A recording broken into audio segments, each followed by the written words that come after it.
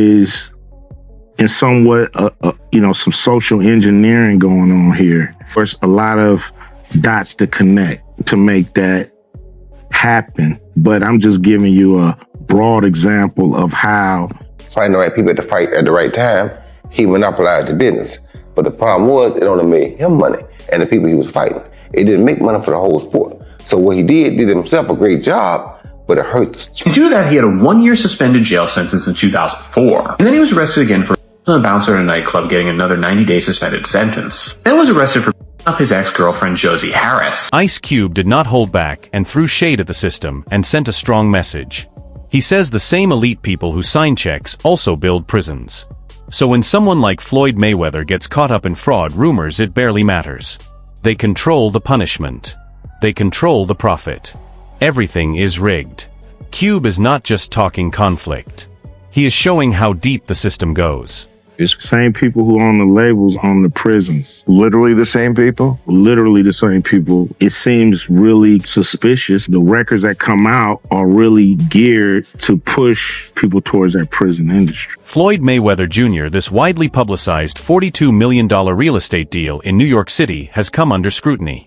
While Mayweather claimed to have purchased over 60 buildings in Upper Manhattan, property records show ownership has not officially transferred from the previous owner Black Spruce Management. This suggests Mayweather may have acquired only a minority stake with options for future expansion rather than full ownership. Mayweather's real estate firm VA Properties has not publicly confirmed the specifics of the deal. The lack of transparency has led to questions about the legitimacy of the investment and whether it was more of a publicity move than a substantial acquisition. Notably, Mayweather has credited Jonah Renitz, a convicted felon involved in a federal corruption case, as a key supporter in his business ventures. This situation raises concerns about the authenticity of Mayweather's claims and the possible impact on his reputation. As the details of the deal remain unclear, observers are left questioning the true extent of Mayweather's involvement in the $42 million property transaction. Floyd, I hope the $402 million ain't left his bank account yet, then. I remember Floyd was on a talk show, I think 50 Cent posted that as well. And he said something like, they say, if you know how much money you got, then you don't really got enough money.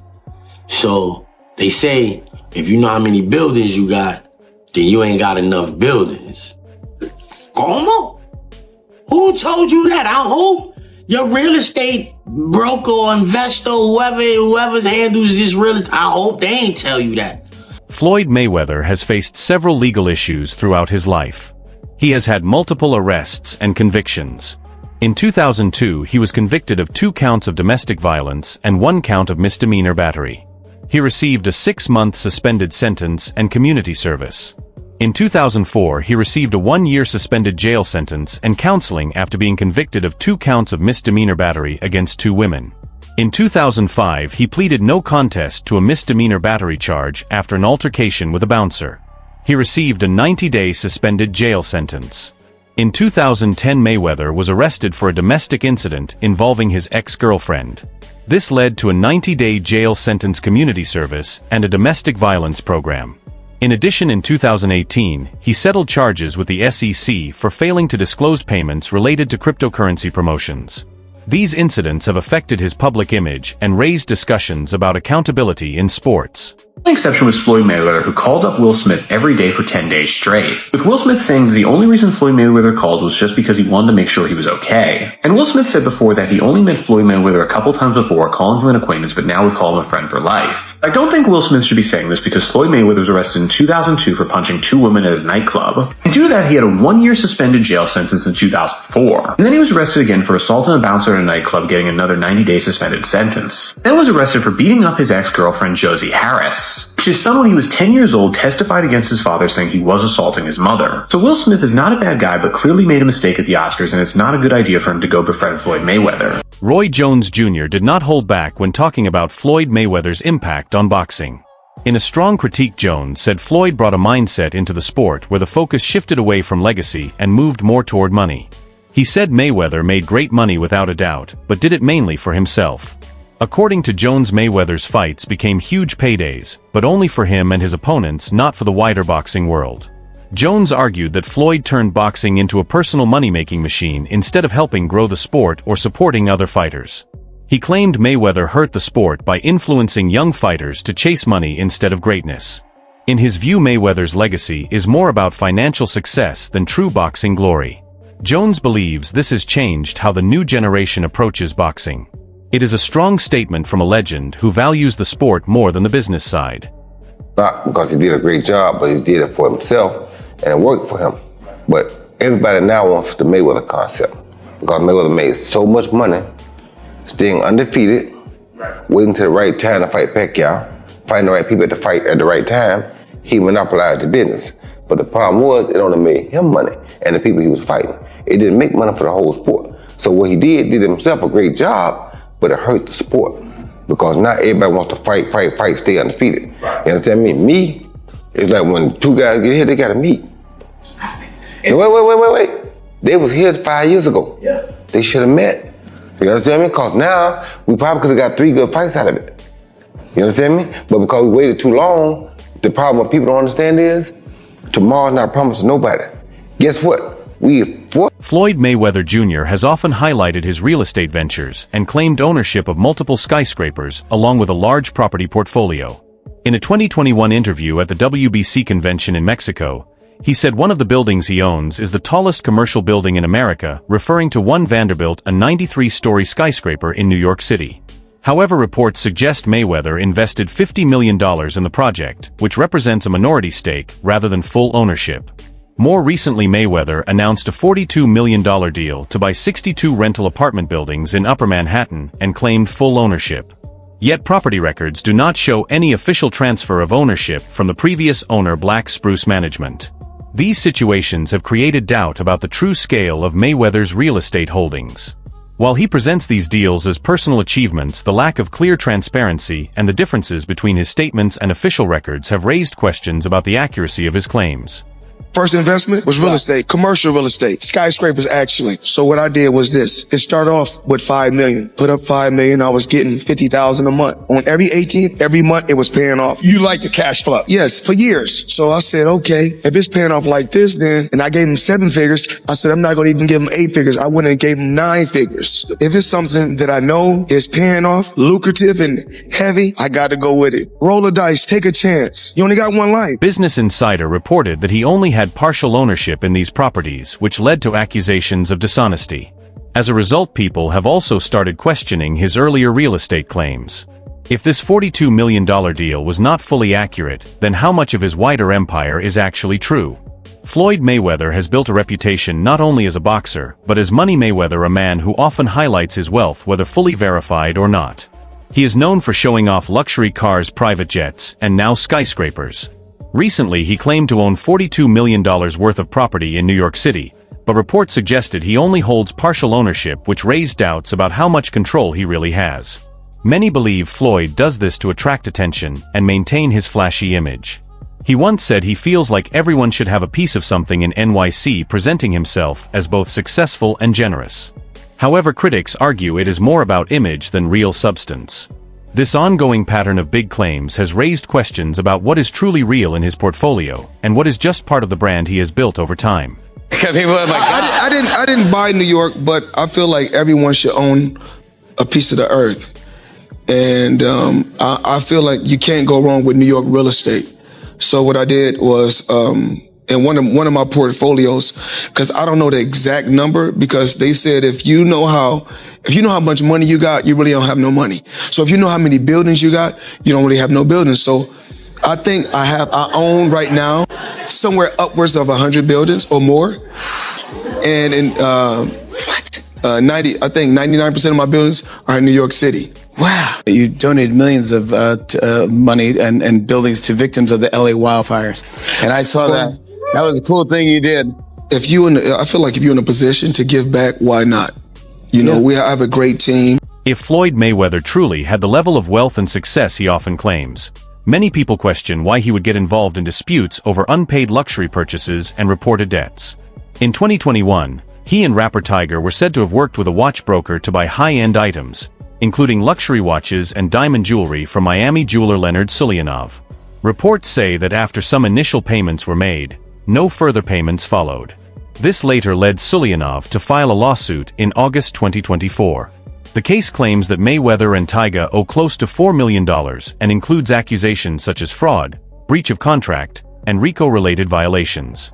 This is how Floyd Mayweather and Tyga might get away without paying $4 million in jewelry. So a lot of wealthy people buy assets or luxury items under business entities. This allows them to pay less tax while also having protection against lawsuits personally. In this case, Tyga and Floyd used a watch broker and some upfront cash to make the deal go through. But as the days passed, no payment was made on the balance that was due, and even their agent admitted they owed $4 million. So what these two did is they signed and paid using a business, and then before paying the full amount, gifted it to themselves on behalf of the business that bought it. Therefore, the broker can't go after Floyd or Tyga because they didn't buy it from them personally. A business that they may control bought it and then gifted it to them, but in this sense is completely separate. But what they did is how the rich get richer. Us in our daily lives have no protection from lawsuits, but as soon as you use a business, the laws completely change. So I'm not saying you should do this or that they'll even get away with this, but it's definitely an interesting way to get expensive jewelry cheaper. Floyd Mayweather's actions have often raised questions about his financial ethics,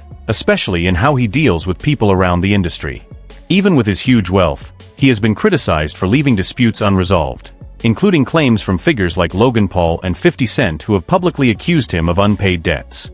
This has led many to wonder why someone with so much money would risk his reputation over financial disagreements.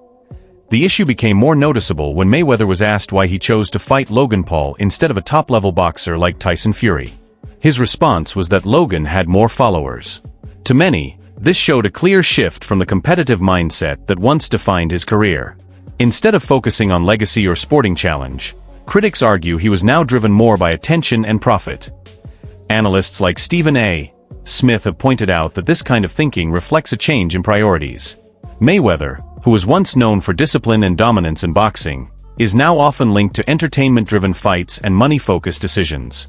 While he built a reputation as one of the highest-paid athletes in sports history, recent discussions about his financial behavior and lifestyle have started to raise doubts. As more stories come out about his business dealings and spending habits, questions continue to grow about how solid his financial foundation really is. For some, the man once praised for perfect control inside and outside the ring is now facing scrutiny that could affect how his legacy is viewed in the long run. Floyd Mayweather, the highest paid athlete, not the highest paid boxer, the highest paid athlete in the world. I had the opportunity and pleasure to be around him for many years. I was his personal shopper. I was a personal friend of his family. One of my greatest memories of being just lucky enough to even be around that environment was watching him train. Watching Floyd Mayweather train is a masterclass in discipline. It is a masterclass in work ethic. It is a masterclass in this is how you execute and get stuff done. Every rep, he hits it hard. There's not one lazy rep. He does everything at such a high frequency, so elevated. I'm like, goodness gracious, watching this man train, it's like, that's how I want to train for life. I've been to the club with Floyd where we leave in the club 3-4 in the morning and he's still going to hit his 6 miles. He'll have all the cars follow him and he's running down the Las Vegas Strip, down back streets. For years, Mayweather has openly displayed his massive wealth, often showing off luxury purchases like his $1.8 million watch, something that impressed even longtime celebrities. His lifestyle has been defined by luxury, including expensive cars, private jets, and high-end homes that followed him everywhere. But as more information about his financial dealings comes out, these same signs of wealth are now being looked at more closely. What once looked like clear success is now raising questions about how stable his fortune really is, leaving people to wonder if everything is as solid as it appears. Floyd Mayweather has spent years talking about his wealth and showing off his expensive lifestyle. However, as reports about his financial situation circulate, some believe a different picture is starting to form. His high spending habits and certain business choices have led to speculation about financial pressure. In response, Mayweather has continued to claim ownership of multiple properties, even as some sources dispute those statements. While he has always promoted the idea that he handles everything on his own in both boxing and business, critics say this approach may have worked against him. They argue that relying too heavily on personal control without proper financial advice can lead to risky decisions. This has sparked wider discussion about how wealth is managed and the importance of guidance in maintaining long-term financial stability. Who negotiates those deals? Me. Well, you gotta. I'm a little different from every other athlete and entertainer because I keep 100% of the revenue. that's never been done before. I'm my own boss. There's no manager, there's no agent. No. There's no pimp for Floyd. No. Wow. I have a team. And